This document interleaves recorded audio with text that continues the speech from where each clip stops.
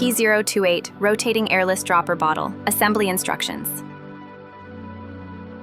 Components: airless bottle, powder chamber stopper, wiper, rotating shaft, collar, dropper. Assembly steps. Step 1. Insert the rotating shaft into the collar, making sure the inner slot of the shaft aligns with the small locator tab inside the collar. Press firmly until it fits snugly. Step 2. Fill the powder or liquid into the powder chamber. Then press the conical end of the powder chamber stopper tightly into the slot to seal it. Step 3.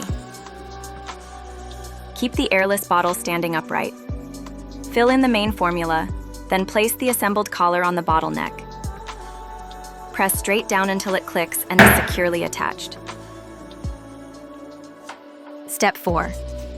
Insert the wiper into the bottle neck and screw the dropper on tightly to complete the filling and assembly. Usage instructions. Rotate the collar clockwise to open the powder chamber stopper and release the powder into the main formula. Shake well to mix.